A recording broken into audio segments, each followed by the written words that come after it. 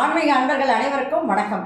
உங்களை எல்லாம் இந்த ஆன்மீக சேனல் மூலியமாக சந்திக்கிறதுல நாங்கள் ரொம்ப சந்தோஷப்படுறோம். நாங்கள் போகிற வீடியோலாம் உங்களுக்கு பிடிச்சிருந்தா நீங்கள் லைக் பண்ணுங்கள், ஷேர் பண்ணுங்கள், கொளத்தூர் பாபா டெம்பிள் சேனலுக்கு நீங்கள் சப்ஸ்கிரைப் பண்ணுங்கள். இன்றைக்கி மாட்டுப்பொங்கல் அப்படிங்கிறத பற்றி ஒரு பதிவு தரப்போகிறோம். வாங்க இப்போ நம்ம வீடியோக்குள்ளே வரலாம். மாட்டுப்பொங்கல் அப்படின்னு சொல்லும்போது நான் நிறைய விஷயங்களை நிறைய வருஷங்களை உங்களுக்கு சொல்லிட்டு வந்திருக்கேன். அதனால் இந்த வருஷம் எந்த நாளில் இந்த பண்டிகை கொண்டாடப்படுது, நம்ம படையல் போடுவதுக்கு உகந்த நேரம் இது, அதை பற்றி மட்டும்தான் இந்த பதிவில் நான் உங்களுக்கு ஒரு சின்ன பதிவு கொடுக்குறேன்.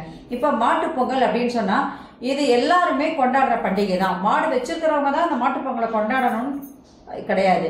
காரணம் என்னன்னு கேட்டிங்கன்னா, இது முதியோர்களுக்கு நாம் வழிபடுகின்ற ஒரு நாளாக இருக்குது. அதனால முன்னோர்களை வழிபடுகின்ற ஒரு பண்டிகை அப்படின்னு கூட இதை நம்ம சொல்லலாம்.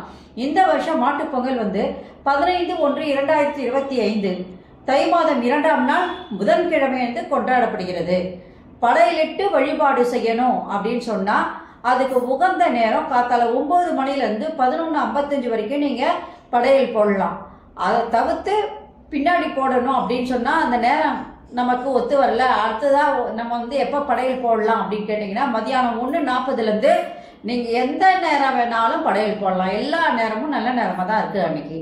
அதனால் நீங்கள் சந்தோஷமாக இந்த மாட்டுப்பொங்கலை கொண்டாடிட்டு இந்த வருஷம் அனைவருக்கும் எல்லாமே கடவுளுடைய அருளால் கிடைக்கணும் அப்படின்னு சொல்லி என்னுடைய பதிவை முடிச்சுக்கிறேன். நாளைக்கு வேறொரு பதிவோடு நான் உங்களை சந்திக்க வரேன். அனைவருக்கும் மாட்டுப்பொங்கல் நல்வாழ்த்துக்கள். இறைவனுடைய கடாட்சம் அனைவருக்கும் கிட்டட்டும். நன்றி, வணக்கம். Subscribe to my channel and please press the bell icon for more videos.